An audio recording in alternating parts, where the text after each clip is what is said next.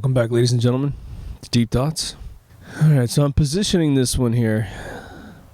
I've had a lot of conversations in my lifetime, and the older I get, the more these kind of conversations happen, especially in my smoke circles. The dudes I hang out with are all amazing individuals. I'm probably going to call this Mortality, simply because to really define what I'm going to be talking about, it's going to be a little bit verbose.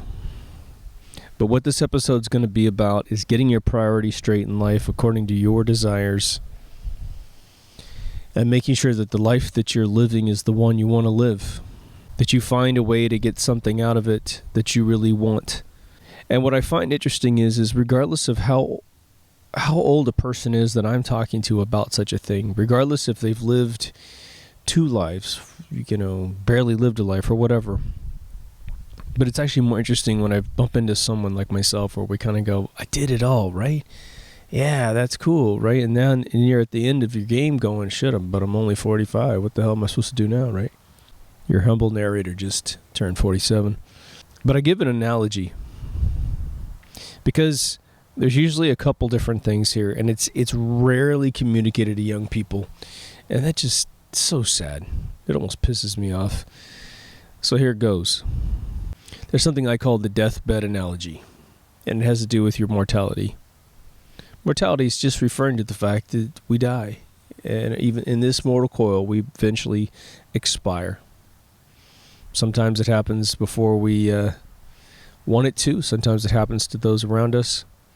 But the deathbed test is to say you've lived however long you wanted to live. You're in your 80s, you're over 100 and your eyes don't work anymore. Whatever it is. I would definitely recommend that you deal with the idea that, aside from some huge longevity drug, you don't want to go too far over 100. You just don't. Because your shit don't work anymore. And what's the point in just being mummified in consciousness, right? But you're on your deathbed and you're looking up. And there's 2 parts to this analogy. What do you want to see? What do you want to be seeing when you look up? And what do you want to be thinking when you sit and relax? Do you want to be surrounded by family? Your kids, the kids of your kids, your friends. And when you think back, what will you have wished you had done that you hadn't done? And what will you have been totally concerned about in your life that you're like, when you were living, right? You were totally worried about blowing that money, doing that thing. And at the very end, you're like, yeah, I blew that money. I did that thing. So glad I did that thing. It was really tough to pay for it after I did it, but I did it. And it, it's just the thing I was supposed to do. Now, this analogy is way more powerful when you're actually dealing with a potential regret in your mind. You're thinking, oh shit, should I do this thing? Or damn, should I have done that thing? The deathbed analogy can assist you in that phase of your life, right?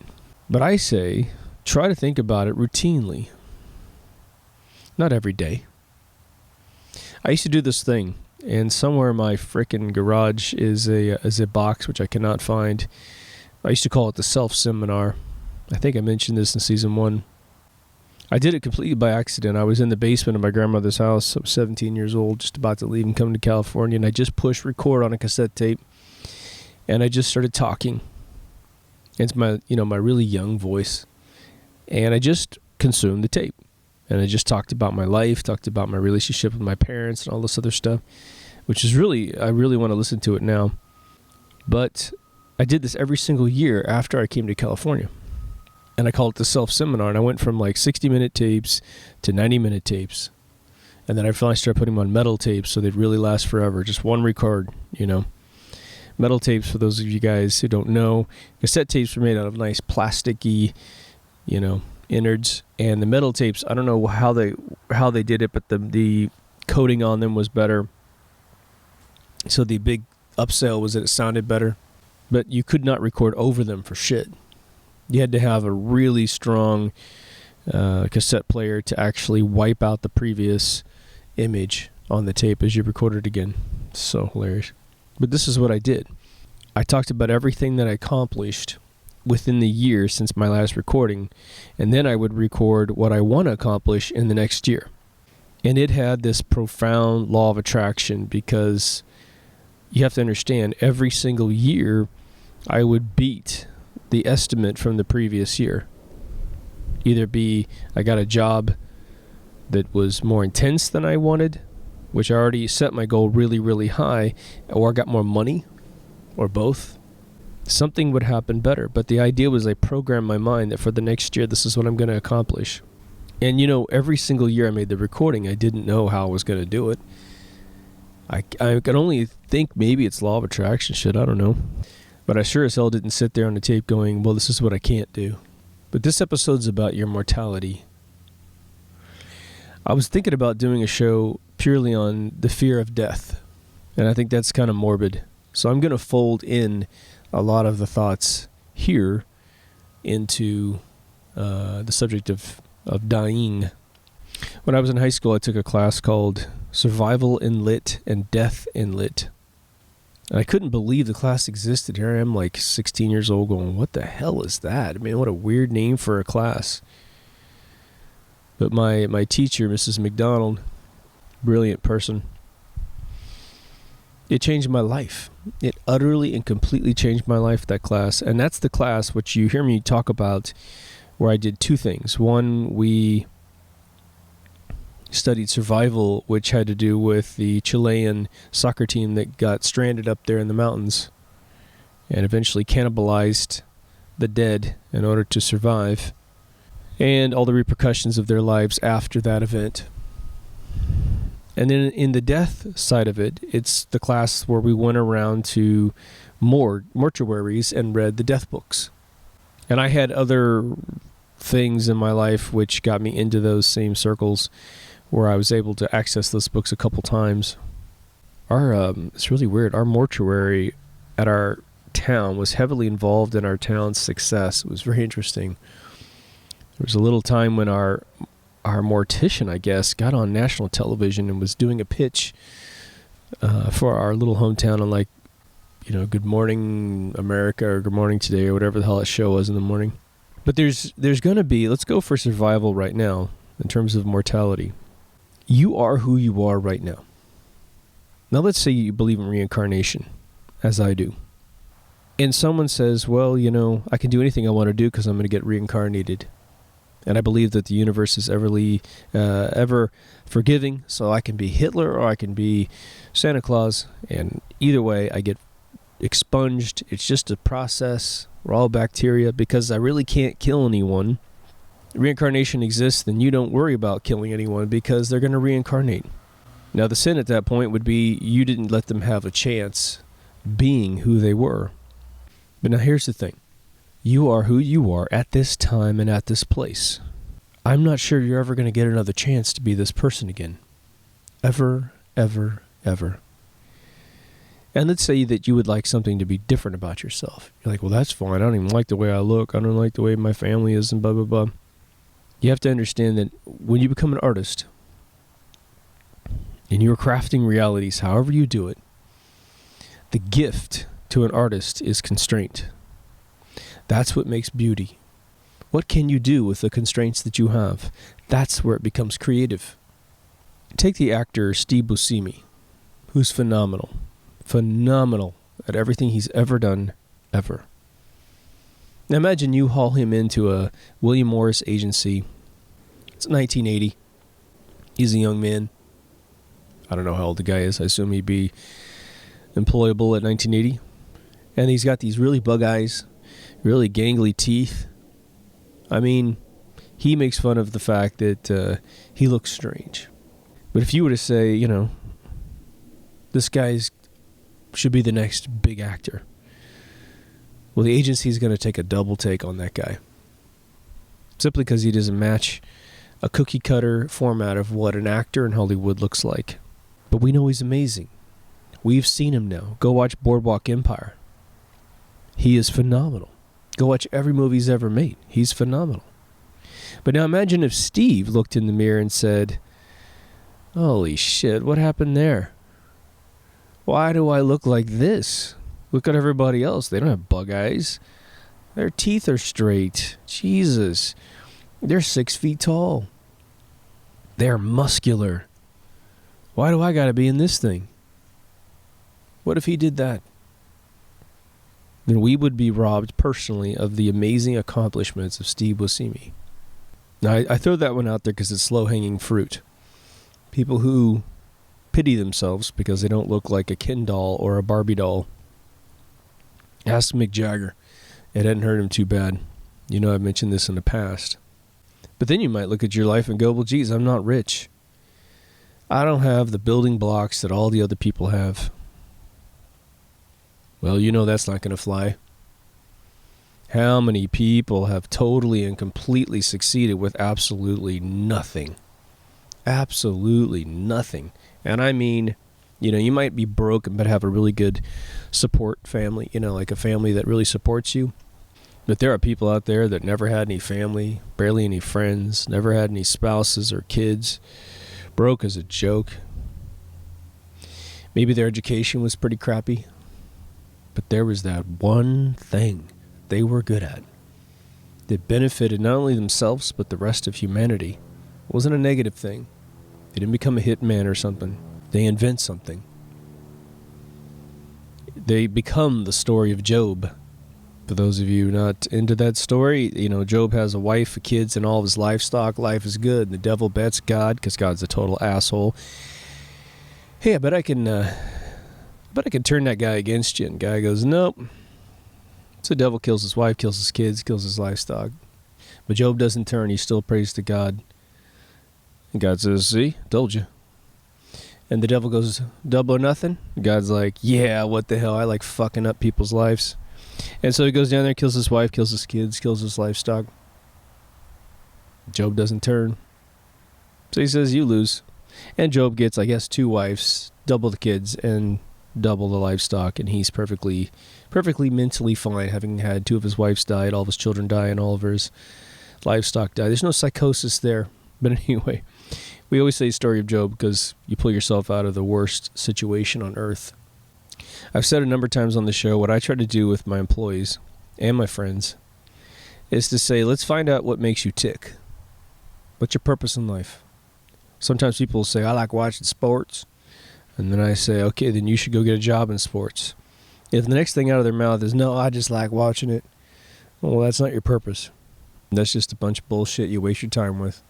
Let's find your purpose, what makes you tick, what makes you hop out of bed. Almost every single human being over 15 years old has popped out of bed in their lifetime excited to be alive. And it was outside the construct of love, which is a great reason to be alive as well. Now, I'm always saying that there's self, family, and work. Those are the 3 hemispheres of your life that you have to manage, right? So when you think about your mortality, and all that really is you think about the timeline that is your life. You were born, you live, and then you die. Every single one of us is going to die. How crazy is that, right? It's cool. But I assure you, there's some shit on the other side. But we don't need to worry about that right now. Except to make sure that perhaps, as we live this particular life, we don't do anything to sort of upset the balance of our own judgment. I think when you pass away, a couple things probably happen. Any lies that you told yourself and anything that you've done that you shouldn't do, which is, I think, easily defined as you stepped on someone's head to get ahead. That's really what sin is all about. You stepped on someone's head to get ahead. And there's lies and deceit of all various granularities. But as soon as you die, I think that you immediately live in a hell that is much more subtle than the one that's fire and brimstone, which is sort of for your caveman people. The hell that you run into is essentially a mirror. You get to see yourself unadulterated. All of the safeties have been pulled off. You get to see yourself on a level that is wild. And then you judge yourself. Now, the beautiful thing about that process, if it occurs, this is just my hunch, is it is a very, well, there I am feeling. You're either looking at yourself saying, oh, geez, I kind of fucked that one up. Or you're looking at yourself going, I am proud of who that person is. Warts and all, I'm proud. Yeah, I screwed up, but look at there. I was a kid, I was all confused, and that's kind of because of my upbringing right there, those bad friends I got a hold of, or I was just by myself and confused. And then here, I kind of figured it out right there. So for the majority of my life, I figured it out. Or maybe you lived the majority of your life a total dick, but in the last couple of years, you absolutely figured out and repented and went and got forgiveness for folks. Even if they're dead, you at least had a prayer to them, a message to them, and said, I'm really, really sorry, I was a jerk. And that's why I think it is important, and religion teaches this, to make sure that before you exit this planet, you sort of make amends if you've made mistakes, if you can. And because I think that if you have a lot of years left, and you're carrying any guilt in your chest, I think it's extremely important to feel your chest, to feel if you feel tight in your chest, and just stop your day and go pace somewhere and go talk to yourself somewhere where you can figure out, God, why do I feel like this? I don't want to feel like this. What is it? Do I have to call my mother and say I'm sorry? When I was a child, I did this. What do I got to do? Call my buddy? Maybe you just need to tell someone you love them. Maybe you need to stop what you're doing right now because it's not productive, and some force on your soul is saying, go do this. You need to do that. I know this one's harder, but this one's your destiny. Whatever it is, make sure you monitor your internal feelings and take action to clean up those feelings. The second stage of the afterlife, before the party starts, maybe. I don't really think this, it happens chronologically or anything, but maybe we meet a creator. Maybe.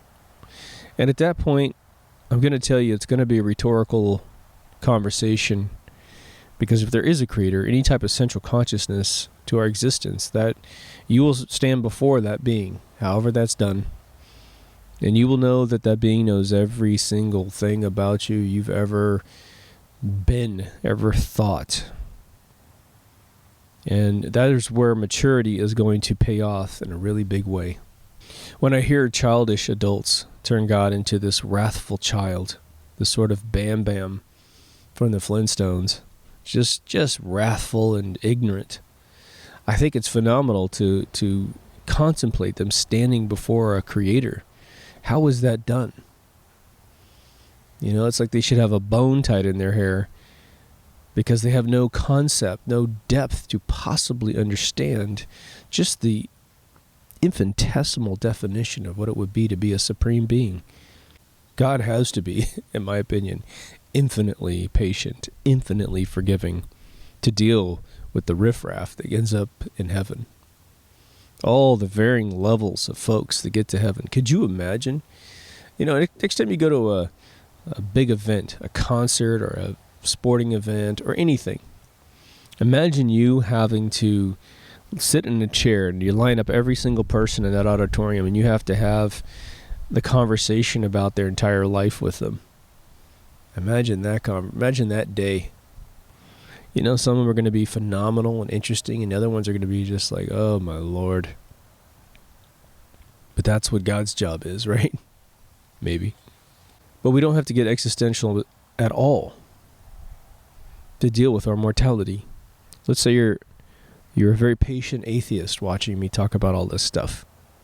Okay, hats off to you for one thing. You know that we want our lives to matter. In fact, for me, I think that if you're an atheist, this stuff matters 50,000 billion quadrillion times more than if you have perhaps an agnostic view or some sort of Christian view or a religious view. Because this is it. This is it. Used to be this ridiculous program in my high school that if you could tell the high school that you weren't going to go to college, meaning you're going to be a farmer, it's usually reserved for farm boys where I'm from, then you didn't have to go to at least half of the year in your senior year. You go work somewhere. So you go half a day and then you go work.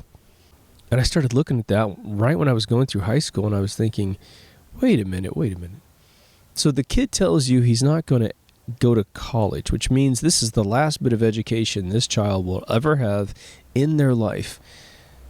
and your big plan is to make sure they get even less education, the second they walk out of high school is the last time they get any information from some institutionalized source. And this is back when education was pretty good. But the person is going to go off and go to college for 4 extra years. Well, shit, let them out early. They're the ones that are going to get more education. You probably shouldn't let anyone out early, but it just made no sense at all.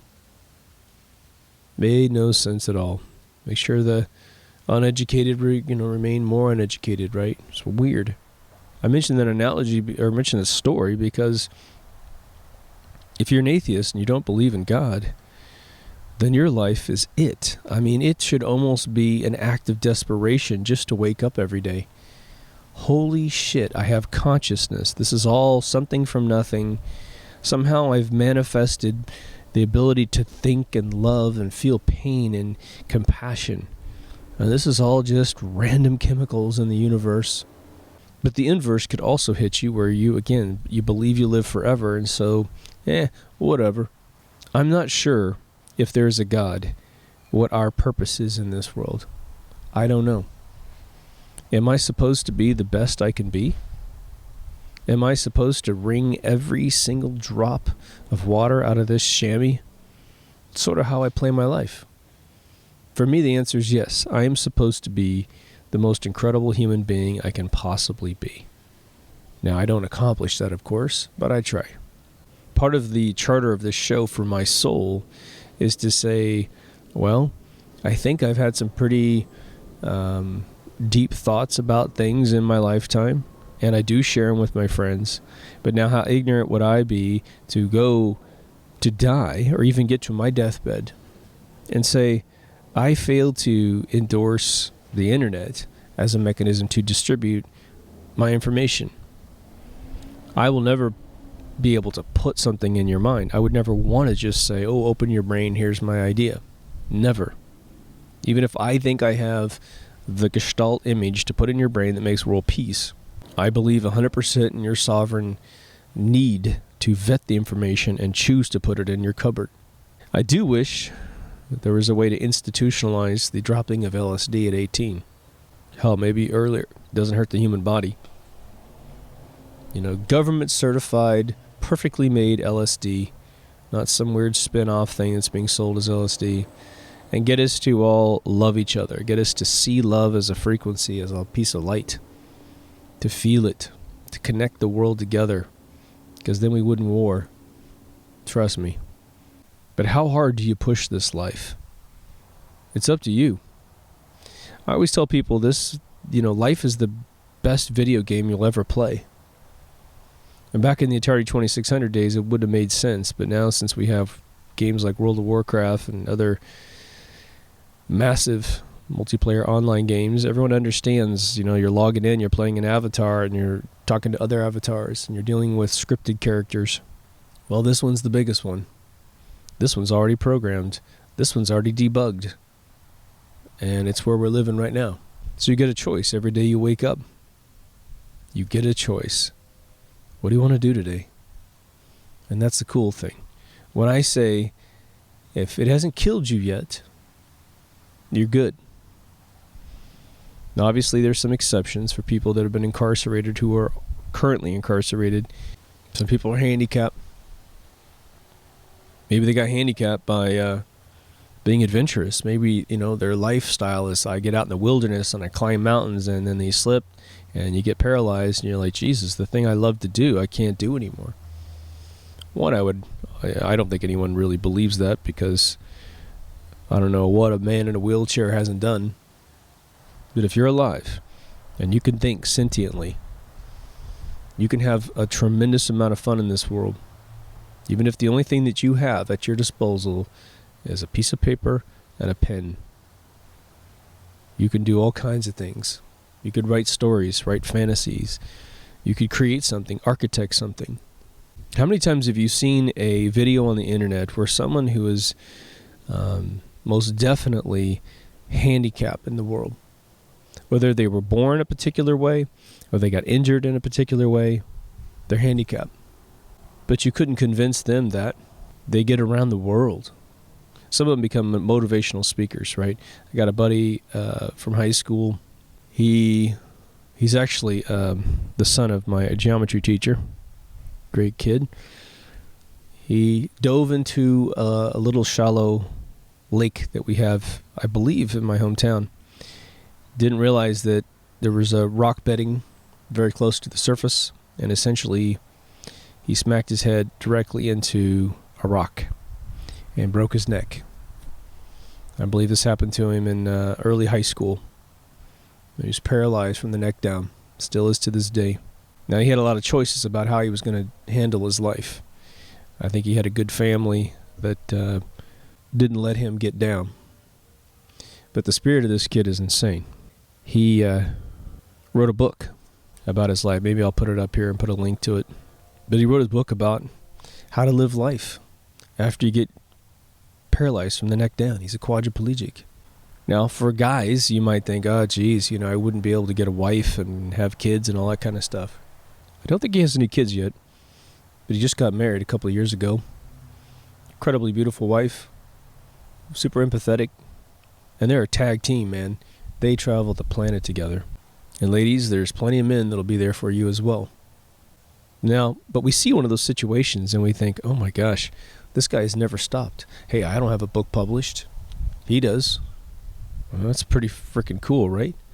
But you'll see these videos online, and the caption underneath the video will be, okay, folks, there's no excuse for our lives because look at how accomplished these individuals are. And sometimes it does take, us comparing our lives to other people to really realize that there are plenty of reasons why we can get out of bed in the morning and do anything. You might think you have aches and pains, but these folks can't feel anything, or they live in chronic pain.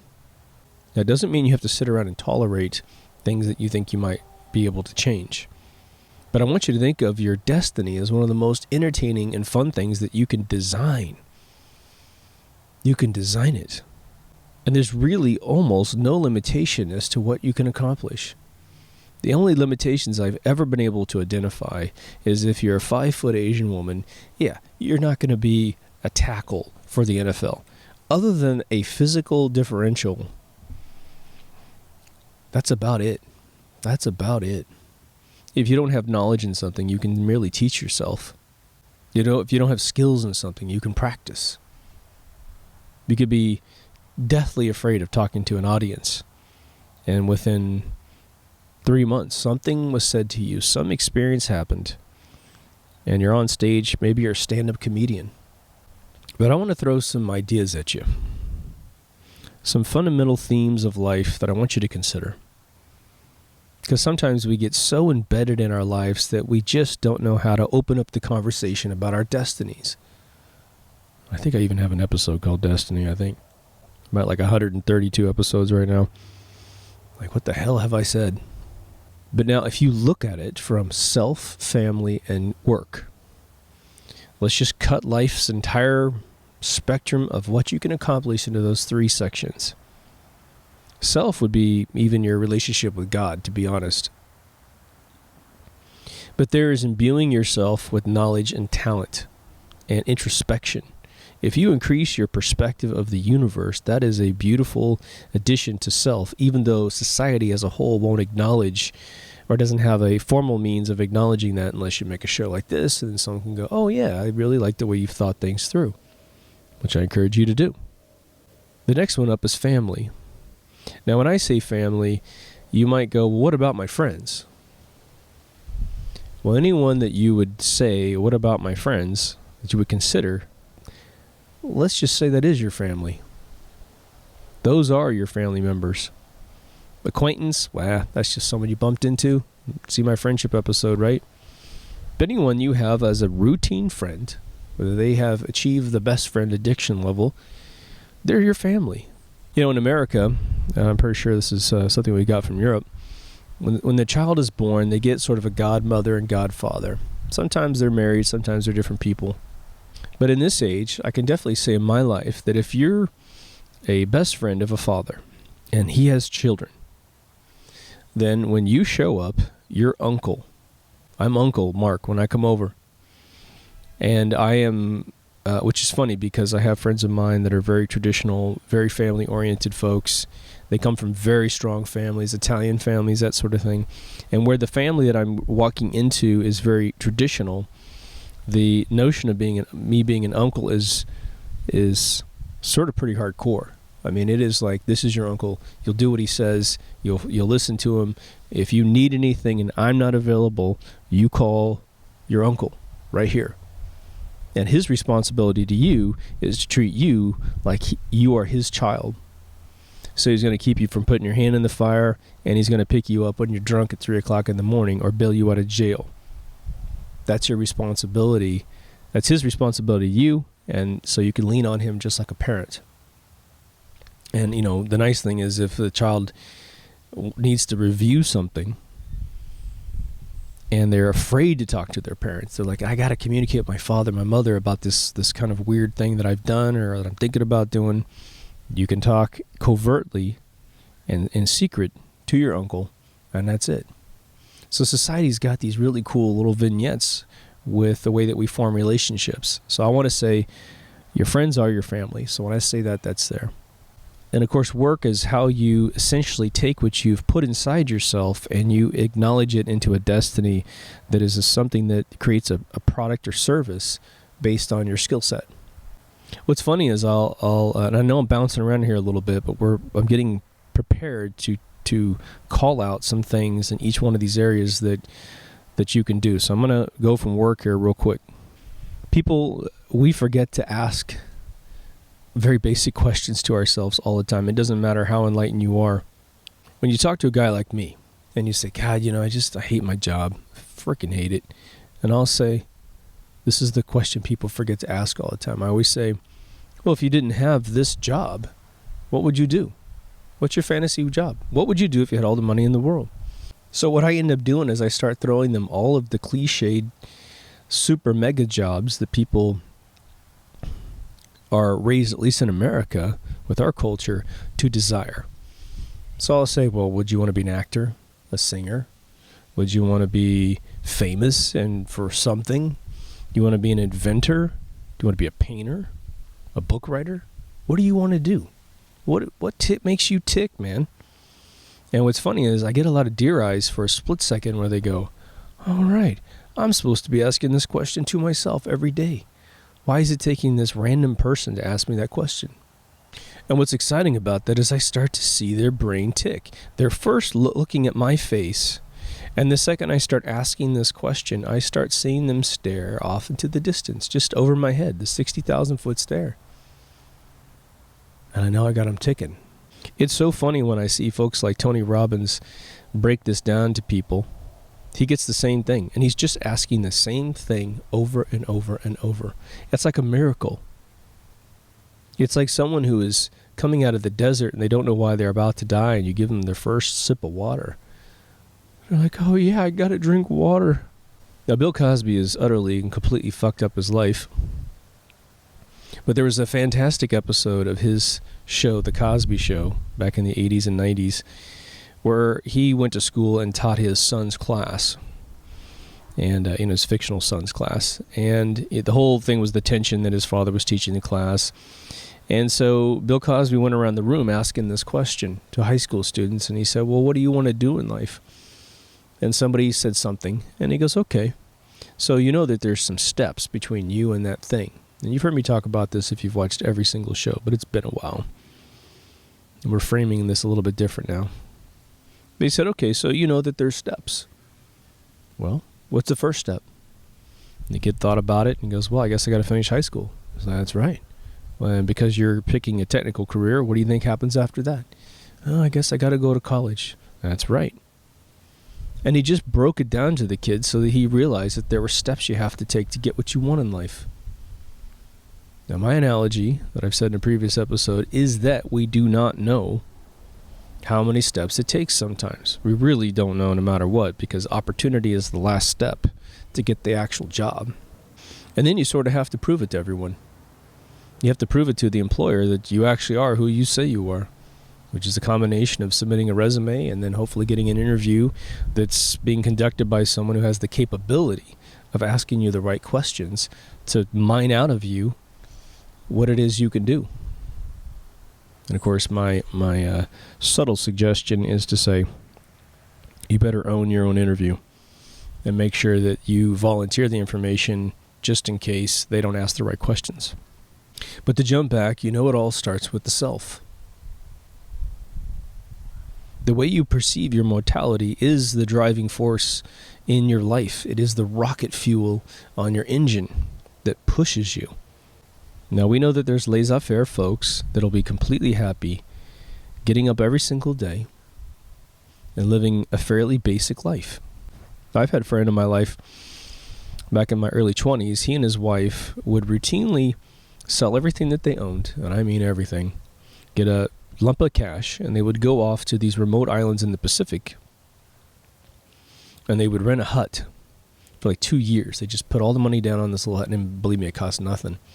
And they would go out every single day, and they vetted the island for this capability. They threw fish nets out every morning, caught fish, brought it in. They'd sell 2/3 of the fish to the local fishermen, which then sold it off to the local people inland, and then they would cook the rest of the fish for the next 2 or 3 days, probably 2 days, and eat fish.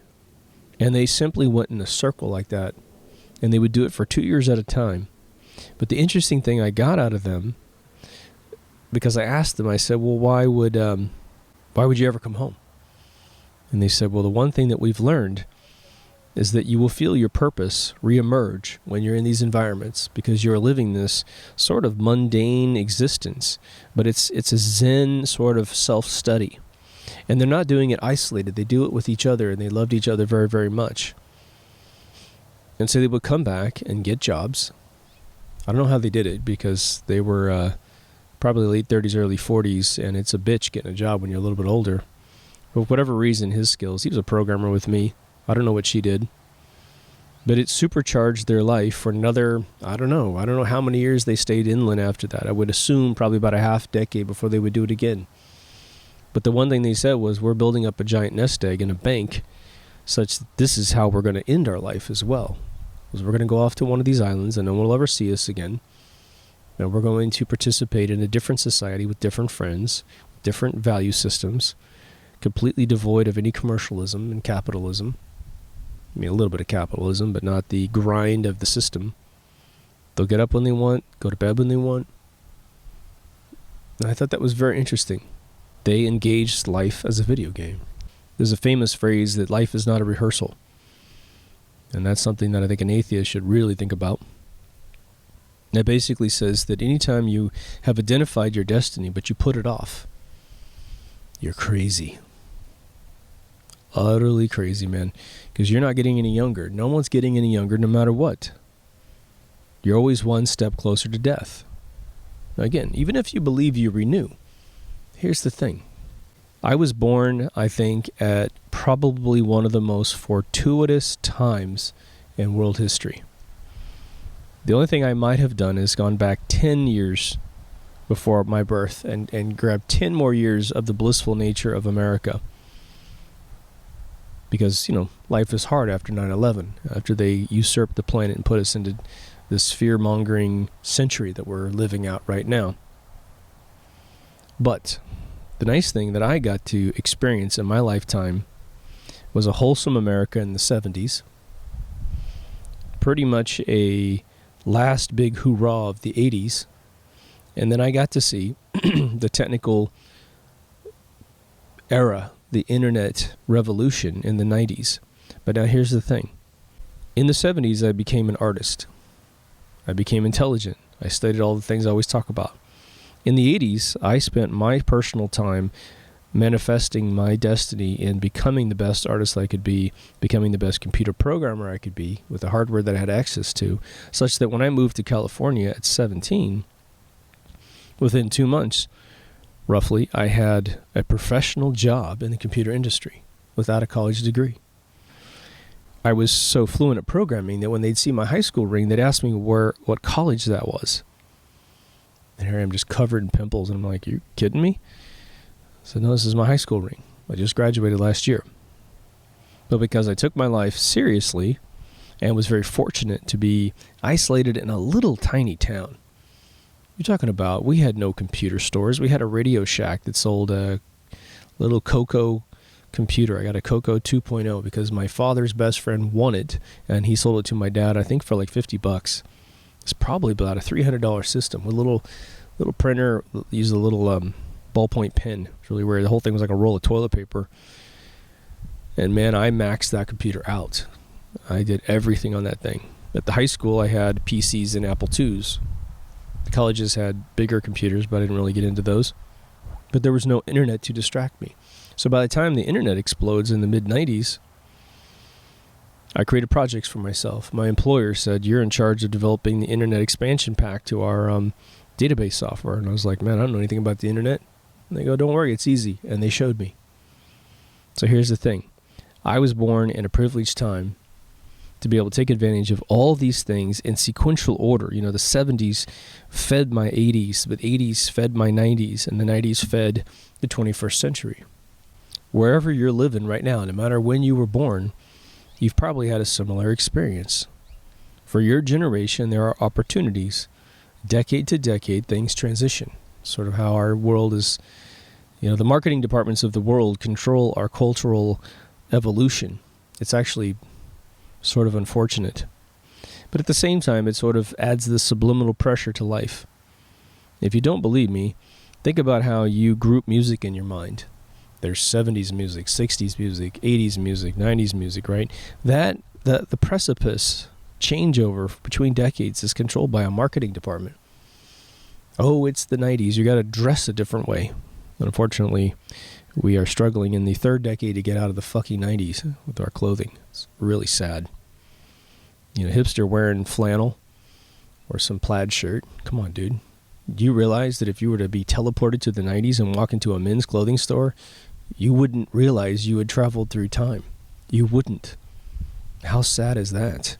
We didn't dress in the 80s like we dressed in the 70s. Bell bottoms went away. The only thing we got now is skinny jeans, which if you wear boots like me, it's a super pain in the ass. But regardless if you believe in reincarnation or not, this is your only chance to be who you are right now. Your first name and your last name is you. You look in the mirror, that's your mortal coil. That's your body. You're only going to get this one body once. The parents that you have, the friends that you have. Some of you don't like your parents, but your friends are cool. If you have children, these are your children with your mortal coil. You only get the one set with this particular body and time. Now, one of the caveats to society right now is that we live in a fast food nation. And what that really means is a much deeper metaphor than how quickly you can get a burger. When I was a kid, you changed your own oil in your car. Now I go back to the Midwest and barely anyone changes the oil in their car. Now someone might argue, well, it's a lot easier for them to do it, so why not pay them to do it? Well, it's about 3 times as much as you doing it yourself, sometimes 6 times as much when they add all this other bullshit to it. Nobody knows how to cook anymore in America. If you find a person that can cook, it's amazing. Men, I guarantee you, on the West Coast, we have utterly given up on the notion that a woman can cook a meal. I know that sounds sexist, but on the flip side of sexism, on that analogy, a woman can barely find a man who knows how to fix a car. When the car starts having all these issues, geez, I would imagine 2/3 of the men, probably not in Orange County where I live, because we have a lot of hot rods and there's a lot of body shops and stuff, but they have no idea what that rattle means, what a turbulent engine might be experiencing. We've lost our way. We've lost our ability to self-maintain. And that will affect your ability to command your destiny. Now, sometimes, if you're like myself, I've got friends, a lot of friends like myself, your destiny is way over the need to spend time in your own mind. It depends until you perhaps have a family, but maybe you're great at cleaning your house, but you get a maid. It's not because you don't know how to clean your house. It's not because you're lazy. It's because you're going to take all the time that you would normally spend cleaning your home and you're going to apply it to your career. At times in my life, I've had a maid. For very short bits, like a couple weeks here, a month there. It's because my life got so incredibly busy, I thought, man, I cannot keep my house looking clean and run a video game company. I'm up, I drive to work, I handle shit, I stay late, I come home, I get a little food in me, maybe a little program through HBO or whatever, and then I'm asleep, and the whole thing repeats again. So we have to manage our lives according to our dedications, right? If you're a truther, then you know that self-educating is massive. And we got all kinds of shows on how to do that, right? But there's learning the truth of the world, which merely increases your perception of reality. And then there are trade skills that you must learn to hold down a job or to create a job from nothing. It's perfectly fine to work for someone else, even a major corporation, as long as that makes you feel like you're living. That's the only secret. Purpose is love, and love is purpose, as we say on this show. So if you're doing a job that seems like it's part of your internal purpose, the reason why you bounce out of bed in the morning and not crawl out of the bed on all four legs, then you're okay. But then there's love. Then there's companionship with other human beings. Now, if I said to you, go buy a bunch of books or download a bunch of books or study a bunch of YouTube videos and teach yourself a trade skill and go get a job, you know it's pretty much a mathematical reality. If you just put the time in, you get the skills out, you put your resume in, figure out a way to communicate that to the employer. Go see my episode on how to get a job for all the details on that. It's very important if you're looking for work. And it's a done deal. But what about companionship? What about companionship? How do we pull that off? There's an interesting thing that happens in life when you get a little bit older, and it doesn't matter what age you are physically, it just means your brain, where you will start to gain the skill of looking at yourself from outside yourself. You will be able to see yourself behave immaturely. If anybody, especially with all these video cameras, videotapes you, it's a phenomenal experience to see yourself after you videotaped yourself. I experience it every time I edit a video.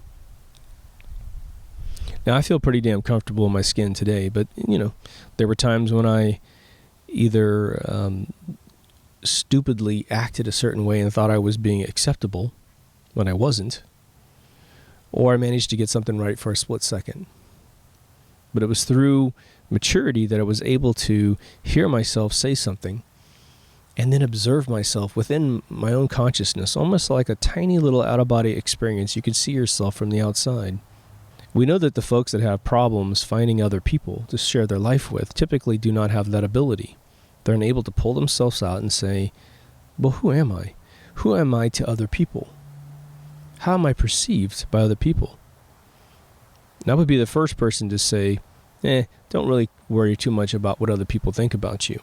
But the only target that statement actually addresses are people that don't matter, people that you'll never share your life with.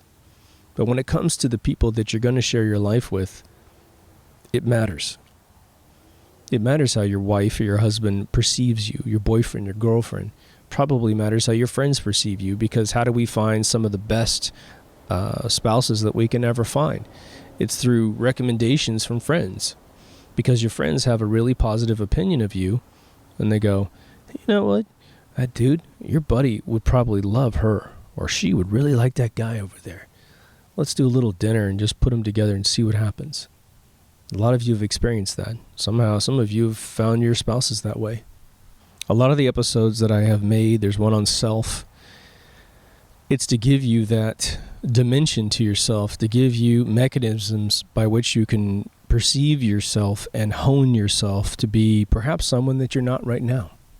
There's a lot of celebrities that can teach us things, the ones that are actually fairly centered in the world. And they are very conscious of the fact that they were person A, but they really wanted to be person B. And they designed person B. They became serendipitously person A. And they really wanted to change who they were. And so they merely started to do what I think Tony Robbins says all the time, which is they started acting like the person they wanted to be. And it could be the most incredible about-face moment in your life where you're like, I'm simply not behaving like I used to behave. I'm just going to make it today. I'm not going to be that other person. I'm going to be more patient, more interesting, maybe more overt. Maybe I'm too recluse. I'm going to start talking to people in public instead of being the shy one. You know, if you're a shy person you will bump into this behavior where people are interested in you because you're a mystery. And you'll get attention that way, but in the end, if you can't transition into a person that can communicate, then they'll be curious to the extent they figure you out, and then they walk away. You don't get what you want. Now, what I'm not sure of is the following. Well, let me go from two different stages here. This is going to be about being on your deathbed, and this is all an analogy, of course, right? Every person who has been in a situation where they were constantly around a loved one, like in America, women are taught that the second they start dating, they're not to stop until they get married. And if they ever stop dating, well, they're damaged goods. That's the way every little girl's taught today. But men, well, we don't have that luxury. We spend plenty of time by ourselves between dating most of the time. But what you find out when you're forced to be by yourself is that it's very painful for weeks sometimes months. Then all of a sudden there's this weird sweet spot in the day. It's usually happened to me in the evening hours where I get up and I normally would feel that emptiness of not having someone in my life that's close. And it's okay. You feel satiated. You're like, oh, I love my life. I've got this little routine to myself and this is good. That could be very dangerous as well. Because the flip side is that, we are a collection of not only our thoughts, but the challenges that we have traversed in our life. Going through obstacles is where we find out who we are. Like I always say, a hero is a person, you define a hero by the decisions they make under pressure. That's us. We have to be our own heroes. We have to be. Anytime I hear someone say, well, I'm never having children. I'm like, okay, it's your life. I do not need to press you into such a thing. And if you believe you shouldn't have children, maybe you shouldn't, because maybe you'll be a really bad parent. But my immediate thought is, well, you will never fully mature. You never will. Because you will live without perhaps a spouse, if that's how you're making that occur. But you'll never be a father or a mother, which will kick your living ass. It will. But it'll also, through kicking your ass, will give you a perception of life that you never, ever, ever could have otherwise. Now, maybe you raise someone else's kids. Maybe you marry into a family with children, and so technically you are a parent. I'm not saying it has to be a biological relationship there. I know plenty of people have done that. But eventually children have children sometimes. And then you become a grandparent. And you basically get the sweet spot. You get to go in and raise those kids at various times, but when it's time to go to bed, they go home to your kids. And they got to deal with all of the bedtimes and all the wiping asses and feeding every day and taking to school and all those chores, right? Now, I haven't become a grandfather yet. I hope to one day. But I know that the relationship I have with my grandparents, which was a lot closer than I have with my regular parents, my biological parents, I got to watch them be interested in me. And they get to see their genetics. And there's this little law of the world, which I believe is 100% true. And I'm of the opinion that at some point we're going to biologically prove this. Now, there's some folks there's a phrase called chip off the old block. And what that means is that the father and the son are exactly the same. The mother and the daughter are exactly the same. But that's pretty rare in my experience. In my experience, the grandchildren are very much like their grandparents. Even visually speaking, you will have a daughter look like her grandmother, but not so much like her mom. I hear this all of the time. Now, I'm part alien, so I don't look like either one of my parents on either side of my family, but my behavior, my aggressiveness towards life is very much like my father's mother. I didn't meet my father's father. But what I've learned about him, I'm not much like him either. But I found this amazing connection with my father's mother, my grandmother. She understood me on a level that no one understood me. Just instantaneously. When I talked about destiny, she was right there. She said the right things back to me to help me find my destiny and to stay into it, And both my grandparents, both my sets of grandparents, was one on one side and two on the other, were very supportive in everything that I ever wanted to do. And my uncle on my mom's side was the one that taught me all that stuff. So he went down a path that was his interest that just so happened to correlate with my interests. He was an artist. He was a scientist. He was into martial arts. I mean, he was just an incredible guy. He's still alive. But when it comes to experiencing life, I want you to think about the old analogy when you're watching a movie by yourself and you're totally content with yourself, but it's a comedy. It's a comedy, and there's a joke, and you laugh. And invariably, you will figure out at that moment, you look around the room and you go, shit, that was funny. And I'm experiencing this all by myself. And you've invariably experienced that with another human being. And it's so much better with somebody else. Now, a lot of us have friends, even if we don't have a spouse, and that's where we get that little communicative experience, right? But one of the reasons why I think we have to get self together is to make sure that we do have family. Because your friends have to go home to their spouses, to their family, to their kids. You can't spend every waking moment with them.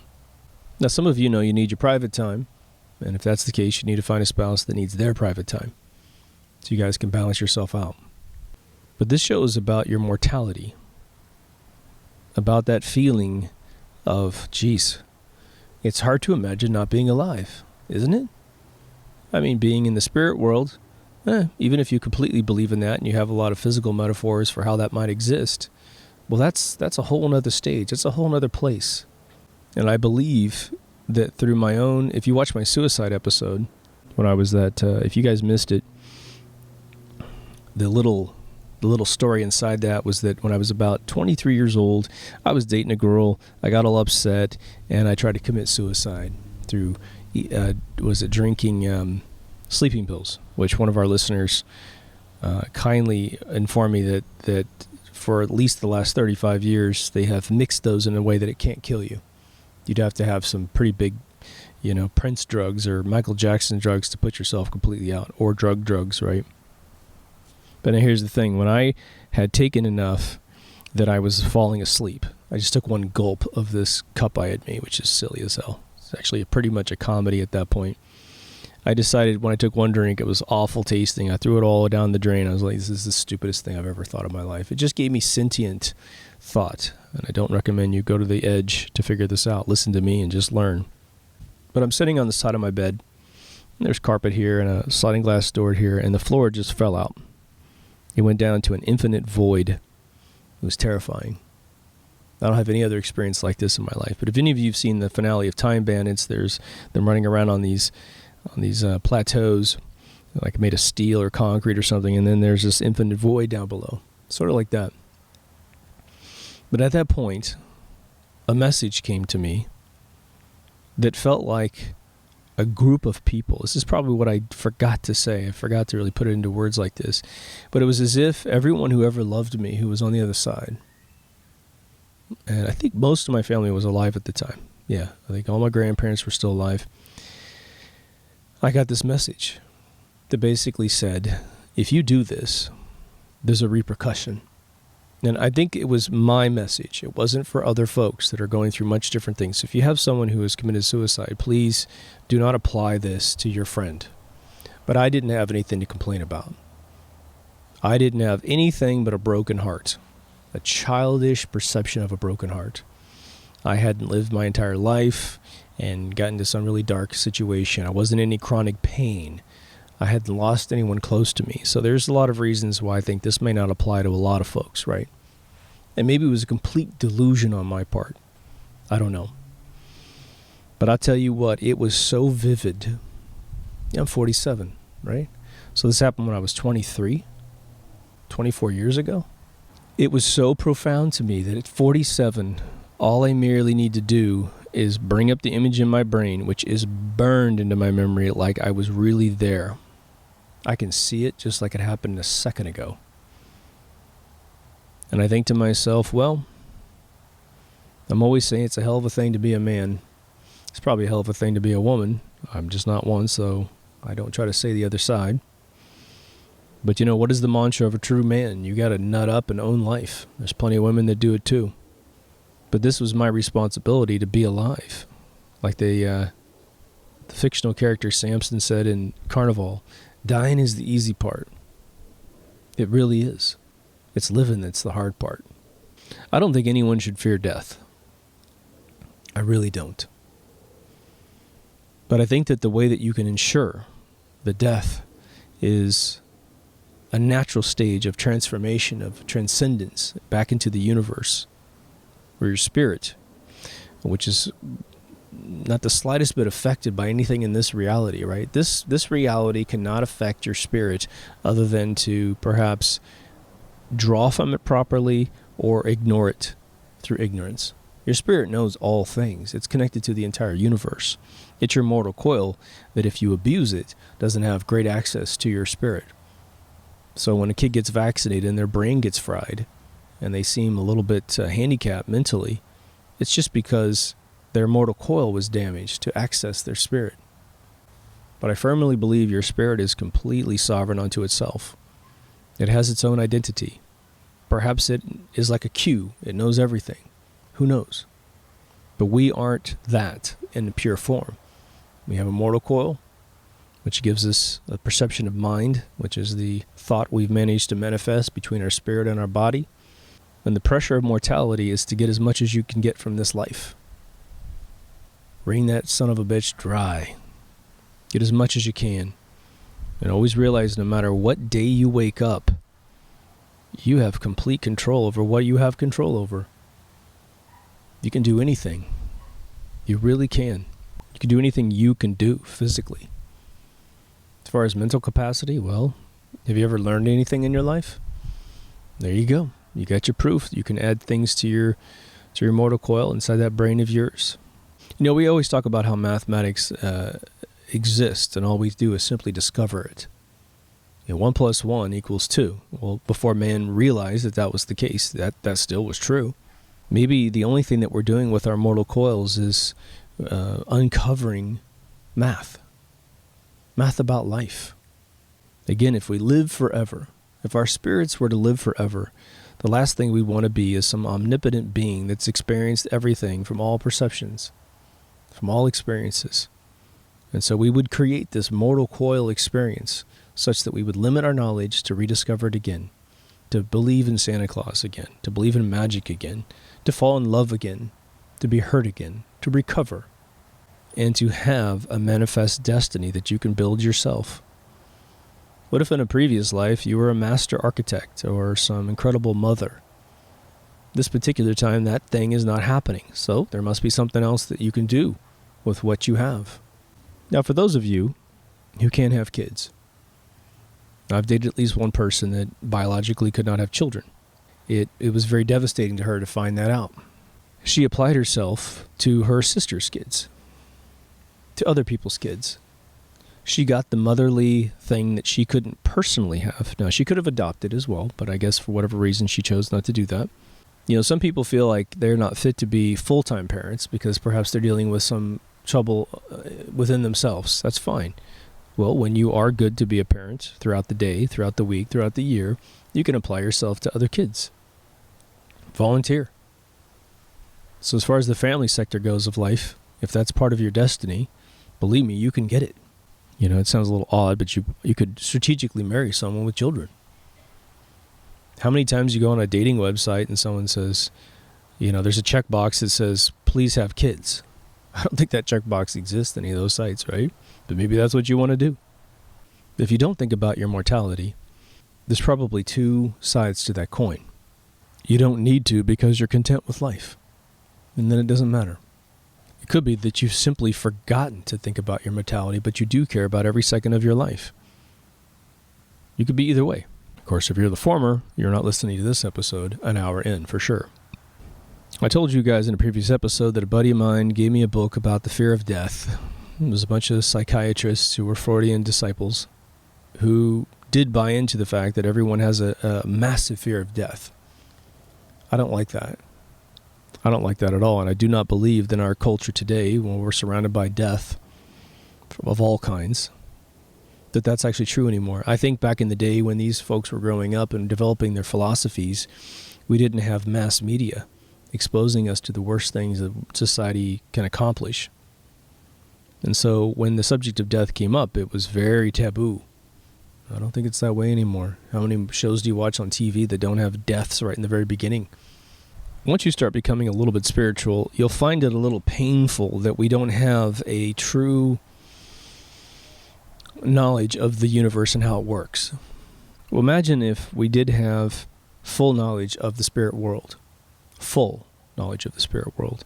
We could see the ecosystem of the universe whereby which we do live forever, and this form of life has been designed by us to deal with the fact that if we don't do this, we're going to go crazy in the universe. It has been my suspicion for a very long time that one of the reasons why perhaps we're not allowed to know about the spiritual universe, besides our probably physical limitations to do so, I think we've been designed not to be able to prove it to ourselves, right? I think the reason why spirits that you can feel around you cannot prove themselves to you, besides intuition, I think the reason it's that way is so that we don't get folks that kill people willy-nilly because they believe that, well, what does it matter? You are my way, and so I resorted to killing you to get my way, and I know that you're just going to recycle, so whatever. Isn't it interesting that if that were true, that means that the sovereignty and common law to do no harm, that you're not allowed to interrupt my destiny by killing me. That's like one of the most fundamental laws of the universe. And again, that's derived from the fact that we don't want anyone to kill us, and so we apply that to don't kill me. It's the rule for you too. But isn't it interesting? It would seem that even on the spiritual realm of infinity, that we recognize the fact that to have this experience of life, to live in a mortal coil, one that ends, that we protect it, that it's supposed to be protected. And I think there's an interesting thing, and I'll close this thing off. It's getting really long. This is going to sound totally silly to some of you, and for some of you, you're going to go, yeah. When you're young, you kill insects. Just no problem. You're in my space, you're dead. Everyone develops rules. Some people have rules where it's like, if you're in my house, I get to kill you. If you're outside, I'll leave you alone.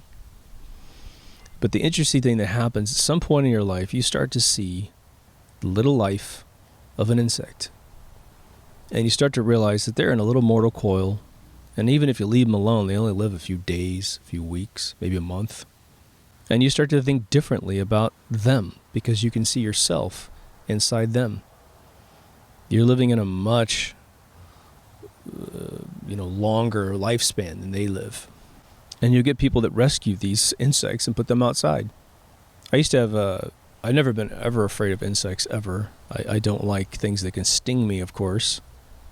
I do have rules when they start to overpopulate on the outside of my house. I will definitely discourage them from doing so with a garden hose. But in that way, I'm not trying to really kill them, even though it probably does. But I'll move things outside if I can. Killing an insect for me at this point is something of last resort. And if I have to kill it, I feel a little shitty. I'm like, well, crap, I got to end your life. But I value their life as much as I value mine on a certain level. And there's religions, of course, the true vegans of the world in India, they do the real extreme ones that I think hold the absolute tip of the spear on this movement. They have the little brooms that they carry around with them, and they sweep in front of their feet with the notion that they are sweeping out of the way of their footsteps any insect that's living, because all life is sacred. Isn't it interesting that a sector of the world gained such a perception of life that they built it into their religion? Unfortunately, they didn't figure out that plants are alive, but whatever. But a lot of them say, well, they only eat fruit bared from a tree. Because if an apple falls off a tree, well, it's just going to die on the ground, so you might as well consume it as a part of nutrition, and that you have a life cycle relationship with the tree that bears fruit. It's very interesting, right?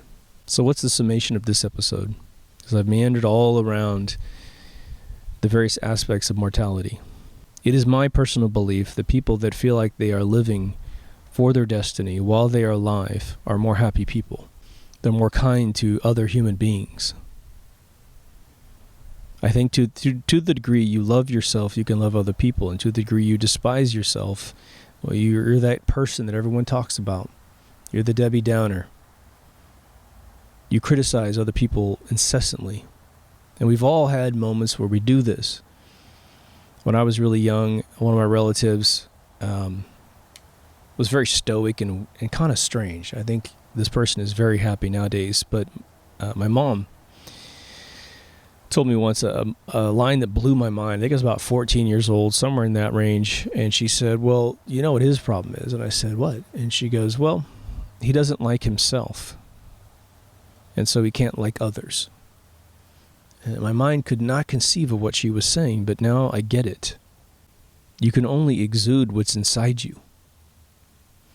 And so I find it extremely important that individuals find their destinies within their mortal coils, within the mortality of the lifespan that they have. And that's all of us. We have to do it. But now the other thing about life that I will repeat, that a car salesman told me, it's really funny. Before I started my video game company, I had taken a major financial hit on behalf of someone else.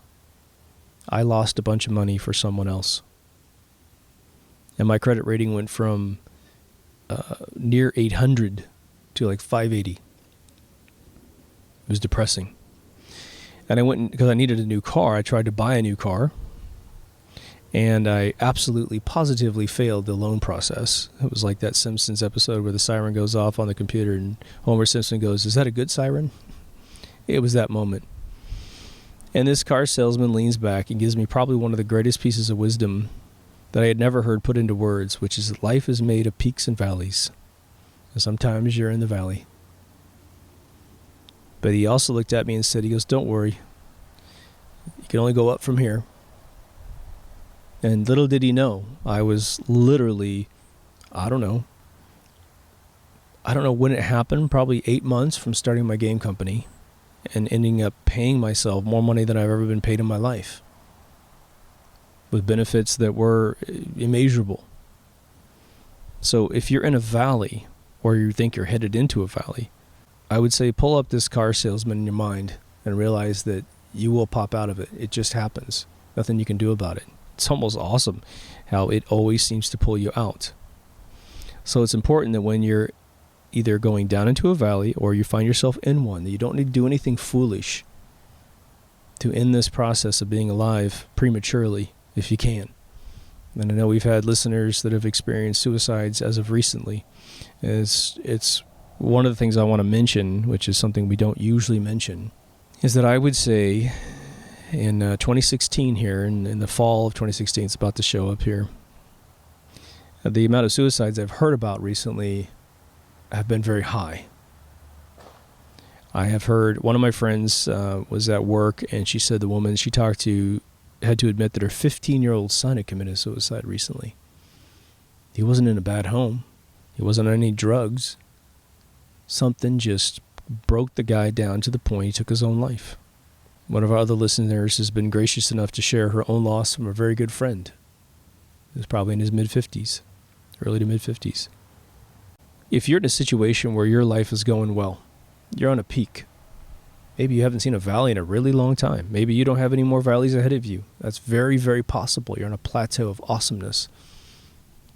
Even though it wiggles a little bit, you're happy and you're in control. Do me a favor. Reach out to other people incessantly. Reach out, talk, use the love that's in your own life, inside your body, inside yourself, and check people. Check if they're okay.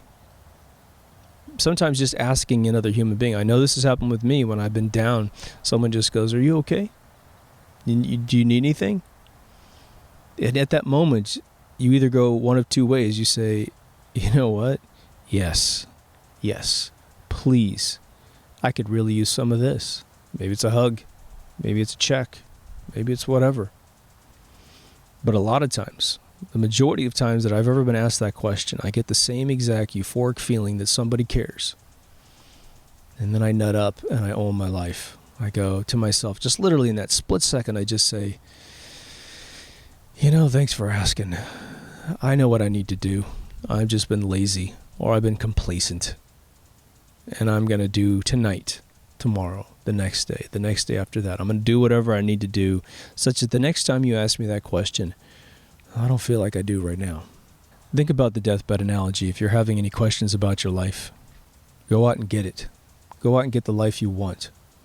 And just realize that the second you push stop on this video or the credits roll at the very end, you can just make the decision. I'm going to be the person I want to be. Even though I may not have the possessions that will be the result of being the person I want to be, I'm going to go get them.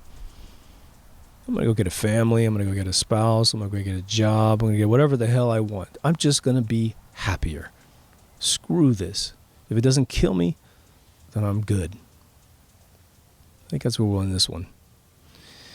If you made it this far, thanks for listening. My God, these episodes get pretty esoteric, but hopefully they're useful to you. If you haven't been to MK Ultra Radio, please do. It's where the audio and video exist. There's a Facebook page too. There's a whole nother show. We haven't recorded in a long time. It'll probably be quite a while before we get a chance to record it again. Thanks for listening. Take care of yourself and somebody else, and I'll see you in the next Deep Thoughts. Over now.